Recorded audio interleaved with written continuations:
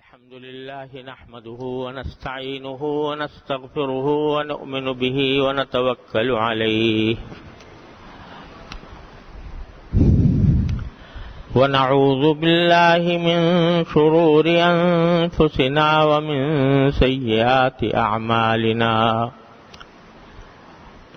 من يهده الله فلا مضل له ومن يضلله فلا هادي له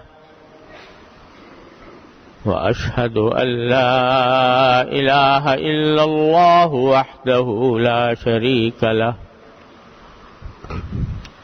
وأشهد أن سيدنا وسندنا ونبينا وحبيبنا ومولانا محمدا عبده ورسوله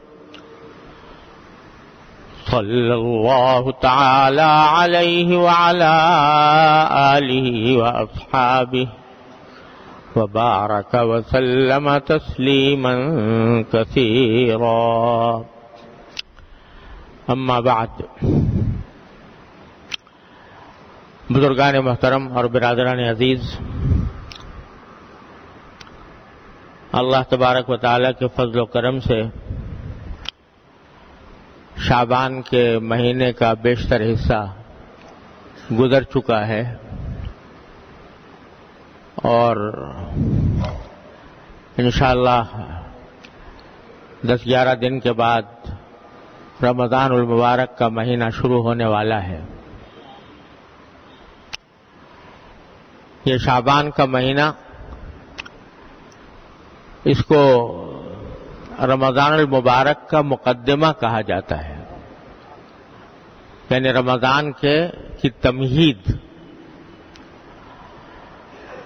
اور اس میں نبی کریم سرور دو عالم صلی اللہ علیہ وسلم کا معمول یہ تھا کہ شعبان کے مہینے میں بھی کثرت سے روزے رکھا کرتے تھے، اور اس کو رمضان کی تیاری کے طور پر گزارنے کی آپ نے ترغیب بھی دی ہے۔ اس لیے اس مہینے میں ہم لوگوں کو یہ چاہیے کہ رمضان المبارک کا استقبال کرنے اور اس کے لیے تیار ہونے کے طریقے اس زمانے میں سوچیں، اور اس بات کی کوشش کریں کہ جب رمضان کا مہینہ آئے تو ہم اس سے صحیح فائدہ اٹھا سکیں۔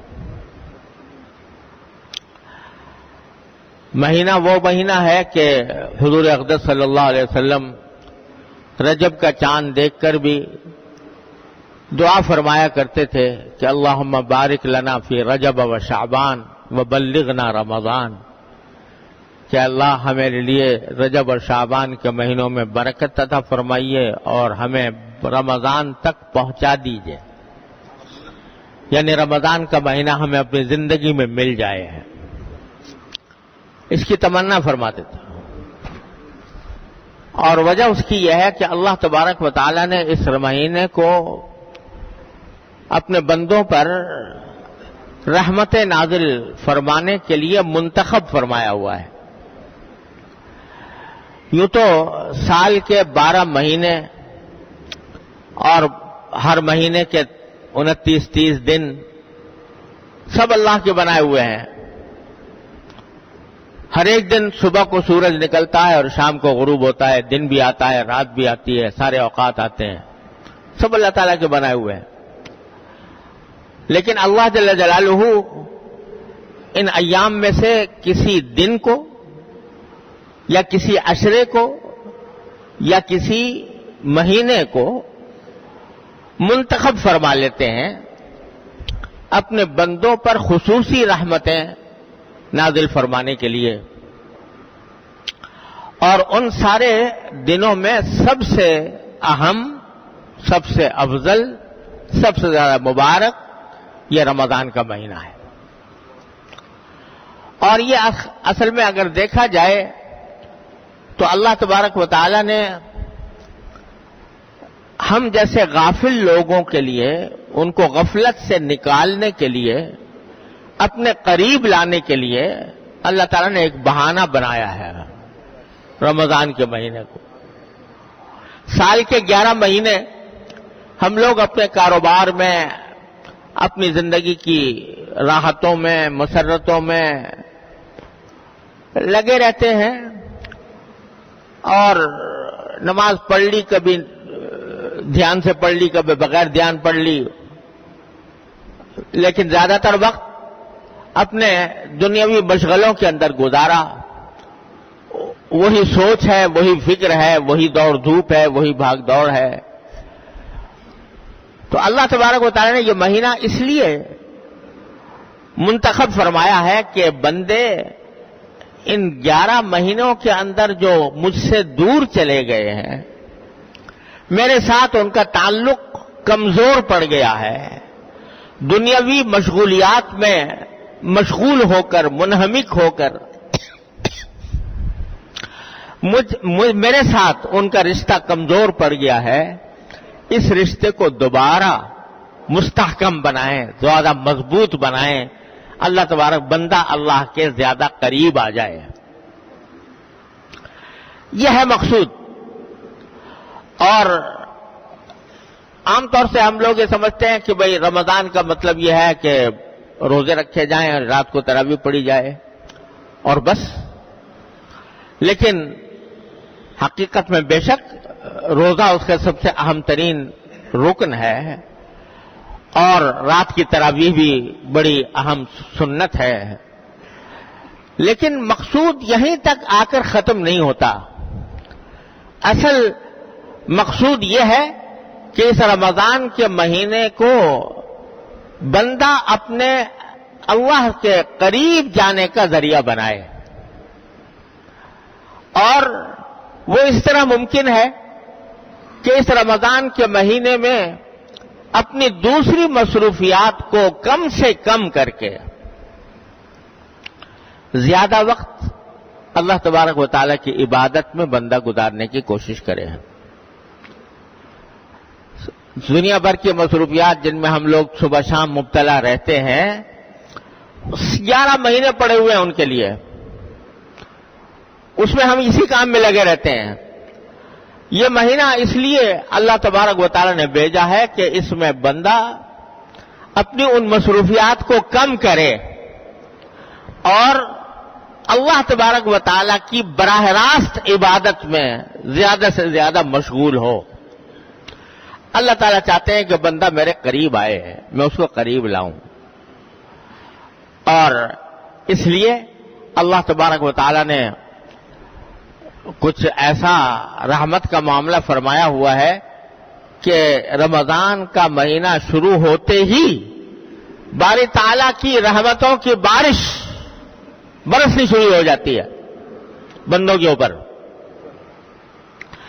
اور بہانے ڈھونڈے جاتے ہیں مغفرت کے، رحمتوں کا مورد بننے کے بہانے ڈھونڈے جاتے ہیں کہ تھوڑا سا بھی کام کر لو، اللہ تعالیٰ اس کے اوپر بڑا عظیم ثواب عطا فرماتے ہیں.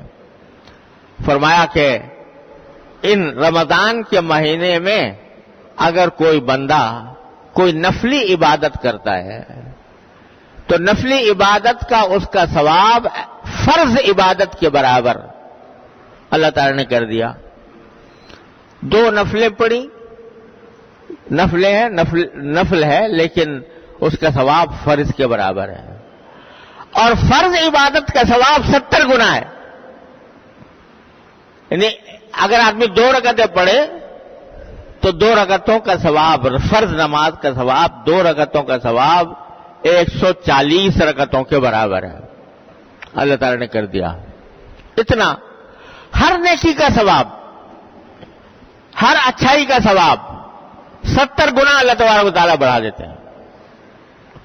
1 روپیہ صدقہ کر دیا تو 70 روپے کے برابر، 100 کر دیے تو 7000 کے برابر، اور 1000 کر دیے تو 70000 کے برابر. ہر چیز میں اللہ تبارک و تعالیٰ اس کے ثواب کو 70 گنا بڑھا دیتے ہیں۔ چھوٹے چھوٹے کاموں کے اوپر مغفرت کے وعدے ہیں۔ کسی کو فرمایا کہ افطار کرا دو، تو افطار کرا دینے، صرف کسی روزے دار کو افطار کرا دینے کے اوپر اللہ تعالیٰ فرماتے ہیں میرے بندے نے میرے بندے کو افطار کرایا، اس کی مغفرت کر دی گئی۔ روزہ رکھ رہے ہو، روزہ من صام رمضان ایمانا واحتسابا غفر لہ ما تقدم من ذنبہ، رمضان کے جو روزے رکھے اس کی مغفرت کر دی جاتی ہے۔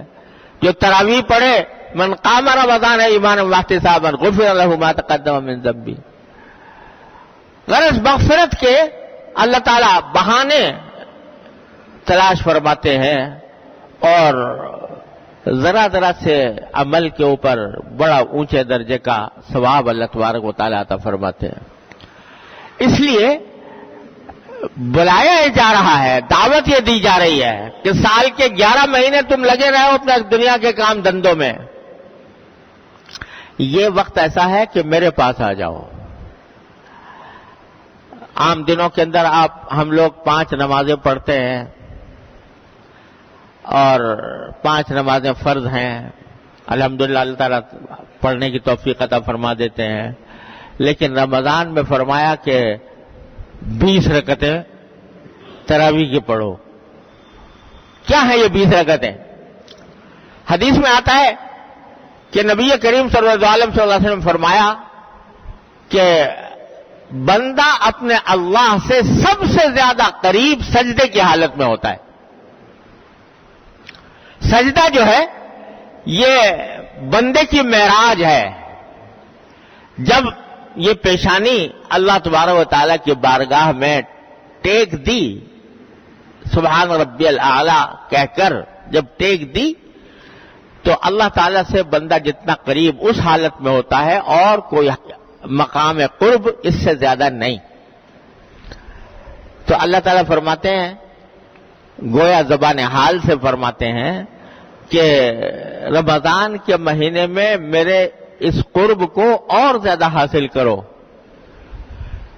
20 رکعتیں پڑھو گے تو کیا مطلب کہ ہر رکعت میں 2 سجدے، تو کیا معنی 40 سجدے زیادہ کرو گے۔ 40 سجدوں کا کیا معنی کہ 40 مقامات قرب اللہ تبارک و تعالیٰ نے اپنے بندوں کو اور زیادہ عطا فرما دی ہے۔ کہ گویا ویسے تو میرے دربار میں حاضر ہوتے ہو 5 مرتبہ اور 5 مرتبہ حاضر ہو کر سجدے کرتے ہو، قرب کے مقامات حاصل کرتے ہو، ہم نے دربار تمہارے لیے اور کھول دیا، 20 رکعتیں تراویح کی پڑھ کر 40 مقامات قرب اور زیادہ حاصل کرو۔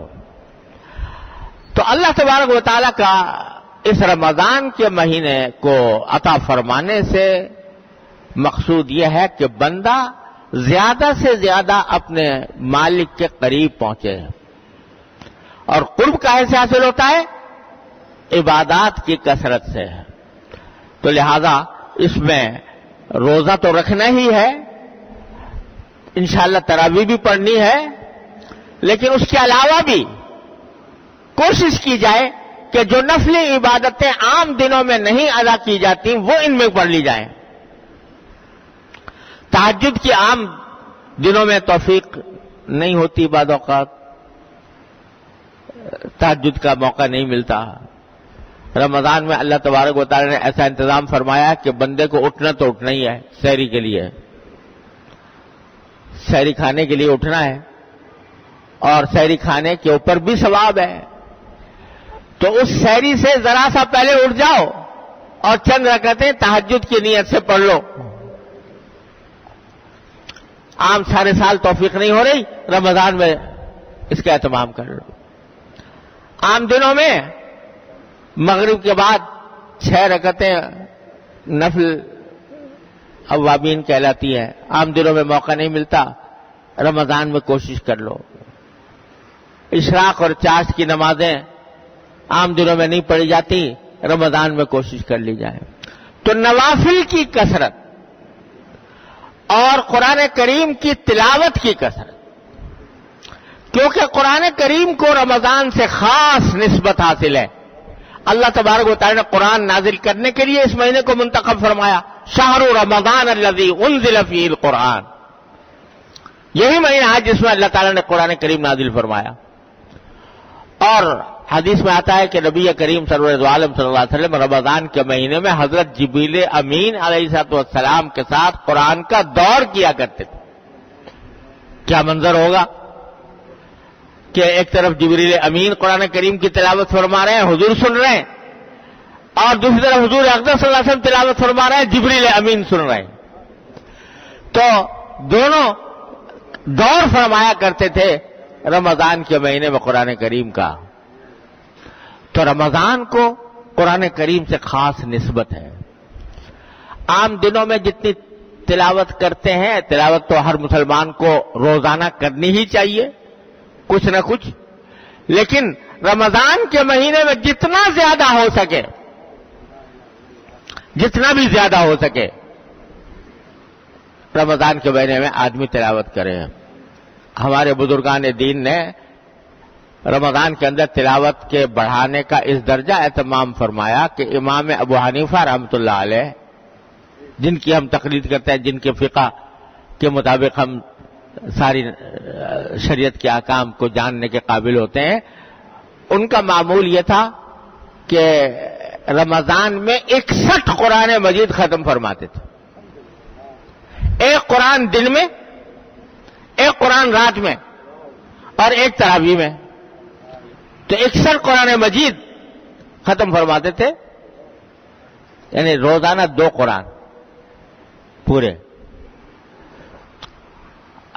وہ چلو امام ابو حنیفہ کا معاملہ دوسری صدی کا ہے۔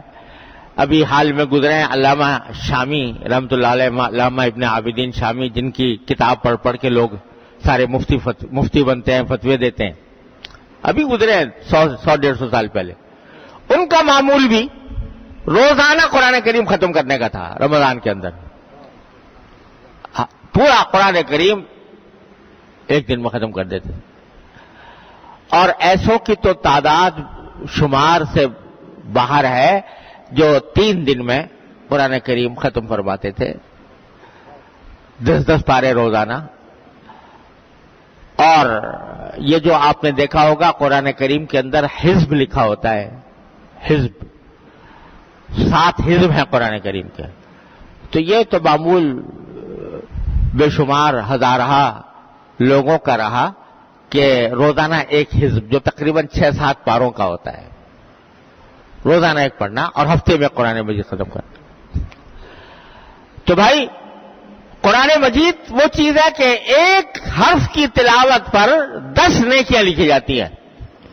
حضور اکرم صلی اللہ علیہ وسلم فرمایا کہ الف لام میم اگر پڑھو گے تو الف ایک حرف، لام ایک حرف، میم ایک حرف، 30 نیکیاں صرف الف لام میم پڑھنے سے۔ آج نیکیوں کی قدر نہیں ہوتی، آج روپے پیسے کی قدر ہوتی ہے۔ کوئی کہتا ہے الف لام میم پڑھنے سے 30 روپے ملیں گے، تو کچھ ذرا دل کو کچھ شوق بھی پیدا ہوتا، لیکن اللہ حضور اقدس صلی اللہ علیہ وسلم فرما رہے ہیں کہ 30 نیکیاں ملیں گی۔ آج قدر نہیں ہو رہی، جب ایک وقت آئے گا جب نہ روپیہ ہوگا نہ پیسہ ہوگا، وہاں اگر کوئی چیز کام آنے والی ہوگی تو ایک نیکی ہی ہوگی۔ بعض اوقات ایک نیکی کی کمی کی وجہ سے آدمی جہنم میں جا رہا ہوگا، اس وقت تلاش کرتا پھرے گا کہ کوئی ہے مجھے ایک نیکی دے دے، میں جہنم کے عذاب سے بچ جاؤں اور جنت میں چلا جاؤں۔ تو اللہ تعالیٰ نے قرآن کریم کی تلاوت پر اتنا عظیم فائدہ رکھا ہے، لہذا جتنا ہو سکے، اور جن لوگوں کا قرآن کریم صحیح پڑھنے کا یعنی مشق نہیں کی ہوئی ہے، ان کو چاہیے کہ وہ اس رمضان کے مہینے میں صحیح پڑھنے کا کسی سے اہتمام کریں، سیکھیں کس طرح پڑھا جاتا ہے قرآن۔ کوئی زیادہ مشکل کام نہیں ہے، 29 حرف ہیں کل، ان کو صحیح ادا کرنے کا طریقہ سیکھ لو۔ سین کا کس طرح ادا ہوتا ہے، صاد کس طرح ہوتا ہے، سا کس طرح ہوتی ہے، وہ سیکھنے کا اہتمام کر لیں۔ تو تلاوت کی کثرت۔ اور آخری بات یہ ہے بھائی کہ قرآن کریم میں فرمایا کہ ہم نے روزے تمہارے اوپر فرض کیے ہیں، اس لیے فرض کیے ہیں تاکہ تمہارے اندر تقوی پیدا ہو، تقوی پیدا ہو، اس لیے فرض کیے ہیں لعلکم تتقون۔ تو اس تقوی کے لیے یہ بات ہے کہ یہ عجیب بات ہوگی کہ آدمی کھانا پینا تو چھوڑ دے روزے کی حالت میں، اور جو کام کے عام حالت میں بھی گناہ ہیں وہ کرتا رہے رمضان میں، روزے میں۔ جھوٹ بولتا تھا بولتا رہے، غیبت کرتا تھا کرتا رہے، حرام کھاتا تھا کھاتا رہے، دوسروں کو تکلیف پہنچاتا رہے۔ ایسے روزے سے کیسے برکت حاصل ہوگی؟ تقوی کہاں سے پیدا ہوگا؟ روزہ تو اس لیے فرض کیا جا رہا ہے تاکہ تقوی پیدا ہو، لہذا اس بات کا اہتمام کہ کم از کم اس رمضان کو ہم اس طرح گزاریں گے کہ کوئی گناہ سرزد نہ ہو، آنکھ کا گناہ نہ ہو، کان کا گناہ نہ ہو، زبان کا گناہ نہ ہو، لقمہ جو کھا رہے ہوں وہ حلال کا ہو۔ یہ کیسی بے شرمی کی بات ہوگی کہ روزہ تو رکھا اور جو کھانا افطار کیا وہ حرام مال سے کیا، اس مال سے جو رشوت لے کر حاصل کیا تھا، اس مال سے جو سود کھا کر حاصل کیا تھا، اس مال سے جو جوا کھیل کے حاصل کیا تھا، اس سے آدمی افطار کرے، اس روزے میں کیا برکت ہوگی؟ لہذا جو بہت ہی اہم کام ہے وہ یہ کہ یہ طے کر لیا جائے کہ رمضان اس طرح گزرے گا ہمارا کہ ہماری نگاہ کوئی گناہ نہیں کرے گی، کسی ناجائز چیز کو لذت لینے کے لیے نہیں دیکھیں گے، زبان سے کوئی جھوٹ نہیں نکلے گا، زبان سے کسی کی غیبت نہیں ہوگی، کسی کے اوپر بہتان تراشی نہیں ہوگی، اپنے ہاتھ سے، اپنے عمل سے، اپنی زندگی سے کسی کو تکلیف نہیں پہنچے گی۔ حدیث میں فرمایا کہ اگر تم سے لڑے بھی کوئی تو کہہ دو بھائی میرا روزہ ہے، میں روزے سے ہوں، میں لڑ نہیں سکتا اس وقت۔ اس طرح رمضان گزارا، یہ ہے استقبال رمضان۔ لوگ استقبال رمضان کی تقریبیں منعقد کرتے ہیں، جلسے ہوتے ہیں، کھا پی کے ختم ہو جاتا ہے معاملہ۔ استقبال یہ ہے کہ آدمی رمضان کے آنے سے پہلے اپنے آپ کو ان چیزوں کے لیے تیار کرے، نظام الاوقات ایسا بنائے کہ رمضان میں کوشش کرے کہ جو ضرورت سے زائد کام ہے ان کو ایک طرف کر دے اور عبادت زیادہ سے زیادہ کرنے کی کوشش کرے، گناہوں سے احتراز اور اجتناب کی کوشش کرے، دل میں پکا ارادہ کر لے کہ رمضان اس طرح گزرے گا۔ تو اس کے بارے میں حدیث میں ایک لفظ اور آتے ہیں کہ فرمایا من سلم لہ رمضان سلمت لہ السنہ، جس کا رمضان سلامتی سے گزر گیا اس کا سال بھی سلامتی سے گزرے گا انشاءاللہ۔ اس کا اہتمام کر لینے کی ضرورت ہے۔ اللہ تبارک و تعالیٰ اپنے فضل و کرم سے مجھے بھی آپ کو بھی اس کا اہتمام کرنے کی توفیق عطا فرمائے اور رمضان کی حقیقی برکات اور اس کی حقیقی انوار حاصل کرنے کی توفیق عطا فرمائے۔ وآخر دعوانا الحمدللہ رب العالمین۔